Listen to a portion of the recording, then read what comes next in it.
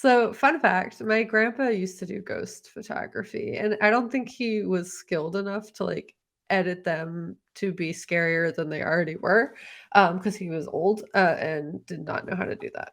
He Not was a that you grandpa. can't do that, like, he was he was not very technologically inclined, and I feel like his images were just the original images that were real, or he was, like, a secret genius, but yeah, he used to, like, go to really old houses on purpose to, like, take pictures just all around the houses, outside the houses, and he was a part of the historical commission, so he did that, like, fairly often, um, and when he made, like, a collection of photos of these old houses that had, like, distinguishable faces, orbs, or, like, something creepy going on, like a flick of the light or something Mhm. unusual, um, and, like, he really liked the disposable cameras, like, he didn't have a digital camera or anything, like, he really liked the disposable ones, so he'd get them, like, produced or whatever at, like, CVS, and, like, had, like, a little collection of all these creepy photos of ghosts, and yeah, to my knowledge, he didn't alter the photographs like they were real, because I just don't think he knew how to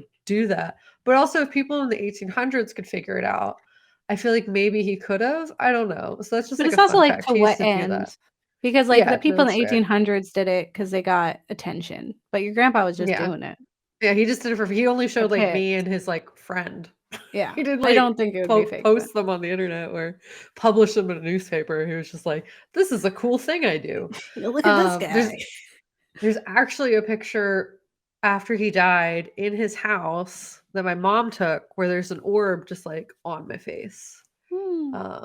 To which my mom was like, "It's him," and I'm like, "Mom, ghosts probably She aren't real." But also, like, cool, that's nice.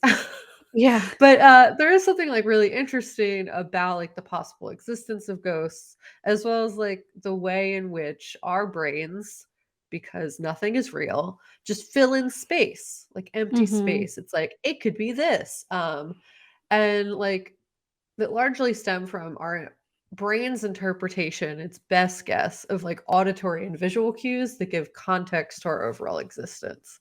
So, I'll talk about ghost photography after this section, but the first half of my section is very much about how our brains process information and how nothing is real. So, for example, all images are things that our brain interprets based on our memories, previous experiences of concepts, shapes, colors, etc. Our brain like connects with our eyes and it gives its best guess of interpreting what we're seeing. And these things are completely dependent upon our brain connecting neural pathways to one another and not by any semblance of a universal fact. What is in front of us is largely based on our own personal perception and how we take in the world. This is why like lots of people think simulations are real, like that we're Mhm. in a simulation this whole time. But it's also why if you're laying in bed and looking at objects around your room like it's dark, a pile of clothes that you left on a chair can look upsettingly like a person sitting there and watching you sleep. There's layers to it. And fun fact, as a neurospicy individual, which is a term I heard on TikTok that I love, my brain sometimes does this with sounds as well, where it will like heighten certain sounds over other sounds. And it all ties back to like sensory processing. But this is translated to me hearing like the carbonation of my soda or combi- conversations that my neighbors are having through my walls as if they're like next to me. Um, Mhm. like, there are many times that this has been fear-inducing, especially, like, when late at night or while home alone. So, like, this is just something the brain naturally does if there's, like, not enough context or information, or even it's, like, you're somewhere that's too quiet. If your brain isn't used to that, it tries to fill in the empty space. So, as a personal anecdote of my life, one time I had a terrifying combination of these two experiences where I saw something and also heard something. So I woke up at like 2 a.m., opened my eyes after having a nightmare because I have this lot, and looked off to the side of my bed, and there was a dark figure there. And I was like, whoa, okay, what is that? And in addition to the dark figure, Isaiah's breathing was on the opposite side of me. So the breathing sound was in the same place as the dark figure. Mm. Um, so I was like sitting there, like one, Isaiah is not breathing. Why is the breathing happening in front of me instead of behind me like it should be? There is someone in this room. They have murdered Isaiah. Oh A my dead god. body lays beside me, and they No. are waiting for me to notice as a form of torment. And I can't act like I see them because then they'll attack me. That is my horror That movie watching self. That is exactly what my brain told me. And I was in pure terror. Like, I couldn't feel my face. I was freaking out. And like, this is like 2 in the morning. Isaiah's like asleep reasonably because it's 2 in the morning. And I'm just like, I I need to not react because the murderer will know. So yeah, so that happened. It turns out it was a sweatshirt that was sitting behind my chair. Uh-huh. Um, and that, yeah, my brain was just like, okay, breathing on one side, but we see something over there. So the breathing's over there now because it's just something it does sometimes. So my interpretation was there's someone else in the room breathing loudly and watching me. But the reality was there was nothing there. Isaiah was breathing behind me. I checked his pulse, and then my brain fixed the sound direction, which confirmed the fact that there wasn't actually a person there and calmed me down. But all this is this to say that your brain is doing the best it can, and sometimes it's wrong in its processing. That can be both through like what we see and what we hear, as it's all like totally based on your own perspective and interpretation of events. Mhm. So a similar phenomenon can happen when listening to sounds as well, like that extend past just like the misdirection of sounds. But your brain will try to form distinguishable language from sounds as you hear them. So, for example, if you have text in front of you while you're listening to a sound, sometimes that can influence how your brain interprets it. So, this is why when you hear whispering or creepy moaning, you'll sometimes distinguish words being said. This is something that's like, been effectively used in horror films where you're using subtitles.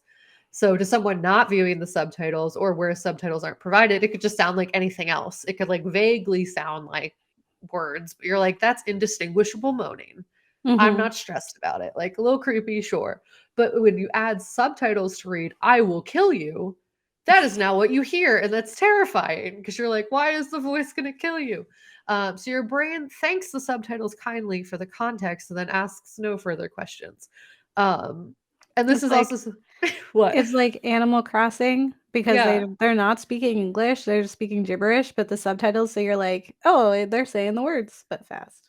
Yeah, no, exactly. Like you can like really hear it. And it really is entirely about perception, has nothing to do with what facts are, because facts aren't real, apparently. But some of the best horror films play on our perception of auditory and visual cues in ways that trigger fear or play upon our just natural curiosity. Lights Out is a good example of this, where Mhm. the fear in the film comes from the unseen instead relies like purely mostly on sound design and like creating like eerie environments. The same can be done with visual cues. A great example of that being Paranormal Activity with like the oscillating fan, or Mhm. the movement under the covers, where your brain is like, "There's something there," even though you don't really see anything. What like Mongo does that's really fun and unique was providing this like this is fake narrative on top of a perceived real narrative, which Gabe touched on, but there's like this obsession kind of, and we saw this in Dear David too, where like we look at pictures and we fill in the blank space. If there is a something that vaguely resembles a face, we see a face now. I do this in like everything. So like I look Mhm. at cracks in the bathroom and I'm like, I see a rabbit. It's the thing we do when we look up at the clouds and we see shapes. It's like Mhm. it's literally filling this stuff in. But it was really cool that made you like kind of not trust your brain that this film did, where you're like, okay, I'm being told this one thing. Just kidding, it's not this. And then if you're like looking at the fake narrative, you like less trust the other things, or you don't notice them because you're being told like, "Hey, it's fake. Look at this fake image." They zoom in on it. Your eyes follow that. It's like it did it to you, Gabe, where you're like, "She's over there." And you're like, "Oh, wait, no, it's saying that she's here. So I'm wrong." But then you find out at the end that it was it's like I very was validated. satisfying. Yeah, like a very satisfying like where's Waldo Yeah. experience, or like something in this image is different. Can you spot the difference? Like it's just really Yeah. fun. Um, And this film was like so smart in its commitment to that in this found footage documentary presentation. And the story progression and the changes in reality add so much to the overall experience. So I just agree with Gabe. It's a really well done film. And it, in a lot of ways, played so much into these like auditory and visual cues in a very layered way, which I thought was like pretty unique Mhm. to the found footage genre. But something that is pretty cool is that ghost photography, as I said, I would talk about, and video is something that is not only pretty popular, but is something that people have been using for a long time to professionally scare, connect, and trick people throughout history. So, the intentional altering of photos and videos to create ghost sightings is pretty interesting. And in an article titled The Intriguing History of Ghost Photography by Howard Timberlake, they say the roots of the spirit photography can be tracked back to the 19th century. During the 1850s and 60s, many photographers were experimenting with new effects such as stereoscopic images and double exposure. But some unscrupulous photographers soon realized that these techniques could be exploited for profit. Um, Mhm. one of those individuals was an enterprising American amateur photographer named William Mulmer. Mul- Bumbler, that's the word, Mhm. and he's thought to be the first person to capture a spirit in quotes in a photograph in the early 1860s. So the image in question shows ghost of Abraham Lincoln standing behind Mary Todd Lincoln, his wife. And Mulmer continued to get more popular after that instance of people like wanting to see their loved ones captured in ghost form to present this idea that like they're still with us. They haven't moved on. The impact of their loss is like not as bad because they're still there. They're still with you. Mhm. Um, but they were actually accused of fraud, but not convicted of fraud, as well as accused as going as far as to break into people's houses to steal images of their deceased relatives to essentially integrate them into these photographs. And That's intense. apparently, there were also instances where like people who were still very much alive were put into these photographs. They're like, that's weird. And that's like kind of like what made them think it wasn't real. Um, it's also said this method was popular with individuals experiencing grief because it like provided a context for their loved ones, and also like hope that they're still there, but also made them more easily exploitable by this person because they were willing to like pay good money Yeah. uh have these Just to have images. that. Yeah. Yeah. And this kind of developed over time. He's not the only one who did that. There were a handful of people that were also doing this, but what's once we sort of got an increase in the purchasing of cameras, like when that became more readily accessible to the community, the development in spirit capture on camera grew as well. Obviously, the method of this was the manipulation of lenses, shaking of cameras, overexposure, drawing things on one lens and putting it on top of another. Like it was all very just, Mhm. um, and many methods, but there aren't really any images that I was able to find that are still under debate for their validity. Like it's all kind of been debunked as fraudulent. But if you have examples of this, so curious, please send them to us. Gabe and I will both cry Yeah. if they're real. Um, Yes, please send us your ghost pics. yeah. Just those pics, though. We don't want feet pics or anything We else. feet would be welcomed to the horrifying possibilities of other things, Gabe. Don't I'm send just us photos I'm just setting the stop I'm just setting the stop unless limit they're ghost really high. photos. Like, yeah, literally just the ghost photos, and Yeah. I don't want ghost penises. Yeah, Just like don't say ghosts. they're the ghost of your Yeah, penis. I don't need ju I yeah. don't need ghost genitals, just like in general. I don't think Yeah. I send us ghosts, literally, like actual ghosts. But fun fact with the development of cameras, we see a development in the capturing of spirit photography, specifically smartphones, interesting enough, Mm. allow like the method of taking these photos, the way smartphones do it, added to the increase in spirit sightings. So the article goes on to say the way smartphones take a photo in stages can lead to spirits. Unlike analog film, Phones tend to take a photo in stages in the same way a scanner moves over a piece of paper. It is a slower process. So, especially in darker places where the camera phone imaging sensors need more time to record enough of the picture information, spirits can appear. This is called image aliasing. And as a result, anything moving through the shot at the time could appear distorted or ghost like. Um, Similar methods have led to incorrect facial recognition as the computer desperately tries to find your face to imprint dog ears onto. Oh This yeah. was cleverly used in the film Host to scare Yeah. viewers, which is fantastic. And it's just, there's lots of like really interesting ways that you can manipulate images, especially when like suspending disbelief, but also like there are softwares that you can do it in as well. So there's like that TikToker that makes those really scary videos that we assume are him editing in like Premiere With or the little something. girl Yeah. like brushing her hair and then she's not Yeah. there. Yeah, Yep. super good. Yep.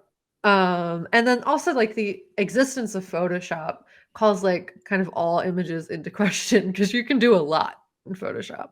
So you could very much so Photoshop a ghost in there if you really wanted to. And there's Yeah. people who like do it really well and it's very fun. But we've yet to find real ghost photos. So Yeah. And yeah. I went on like a TikTok binge of like supernatural things. Did you see the video I sent you of the guy who they get a complaint that they're screaming in the hotel room? Yes, I did see that. That Yeah. one made me cry. Yeah. Well, because yeah, there's like something that comes out. Yeah. But even before that, just the subtitles and him just like freaking out because he was like, something is Yeah. there. Like he hears the screams and then he goes in and there's nothing there, but the carpet's all ripped up. And then he left and then Yeah. the ghost left with him. And I was like, no. Throw the I whole love hotel out. I also feel like TikTok opens up so many doors for that just because they're short videos. Like Yeah. you're not taking in too much. It's a small screen. Like you're not watching them on your TV usually. Mhm. So you really don't have like your eyes will fill in the empty space. Or like you can do things with sound that are very satisfying. Like even Mhm. someone like saying something is chasing them up the stairs and running and panicking is enough to convince me. I'm Yeah. just like, Yeah. I'm gonna watch it again, but also I'm terrified now. Yeah, because it's just gonna repeat because of 5 Yeah. seconds. But also, like, the filters too, like, when they have the Mhm. filter that's like, "This will tell you if there's a ghost in your house," and it shows, like, a figure, or the one Yeah. person did I send you that one where she's like, "Okay, this is weird," and she's like she shows herself and she shows that no one's around her, and then she shows a reflection of the TV, and she's like, "Okay, well, that's me. That's my dog. Stop. Yes, I Who's did see that?" that. She's like, Yes, "Who's I that?" did see this. And I was So like, "Who is scary. that? Who It's is so that?" Yeah, scary. so And good. people who do that are so talented. When I was younger, I believed in ghosts, and it was a very positive thing. Like, I believed I had been visited by specific family members in ghost Mhm. form, and it was a positive experience. So, I've always really liked the idea of ghosts. Like, I don't know, I think it's so interesting. But when people are like, "Here it's there and you didn't like" I Yeah. think it's one of the things, and I didn't really get to go into this, was when remember when we covered probably not, but we covered it again, and I was talking about, um, oh my god, Stanley, and how the films and things like that never gave him any justice. So Stanley's the one who unalives himself and Yeah. doesn't make it back when he's an adult. I see. But there was like It looks like the flag is moving, Gabe. That's all I'm saying. I believe you because I also looked and I was like, it's fine. Gabe. Um, sorry. Okay. So Stanley, I just went on that whole tangent because I was like, Stanley needs more respect because when you're reading about him and you read about how like the the proof of this supernatural thing like totally derailed his whole experience, and that's why he was susceptible to hurting himself at the end because he was like, I cannot Yeah. do this, because it was like so like counterintuitive to how he viewed the world that it just ruined him. And so I Yeah. was like, people need to put some respect on Stanley. So that's I think why think supernatural things, like when they show the ghosts, like, because it's like to a degree, it's a confirmation of there being something Yeah. else there. And it's Mhm. like, up until now, I didn't believe there was nothing there. Like, but also I do think I believe in ghosts because our energy has to go somewhere. But Yeah. um yeah, so I think that's why it's scary to people because it breaks your interpretation of what is real and what the limits of existence are. Yeah. Yeah, so that was I'm sorry. Sorry that you're being haunted as we're Stop. talking. Oh my god. No. Yeah, because I got some like every time I watch something and it like inspires me, and Yeah. then I'm like, I have to go write a million You scripts. cannot tell me that thing is not moving. Why is the flag moving? The red part seemed to be Yes. moving, The red right? keeps it's moving. It's not. Gabe. It It's the is. light is adjusting to you and then not adjusting to you. It's So it looks like not it's moving because the shadow is moving because the light is changing. You can't let me sit in here with ghosts, Gabe. That's all I'm saying. Okay, well then don't get married. Don't eat your kids. Right? Or your kid will kill your other kid. Okay.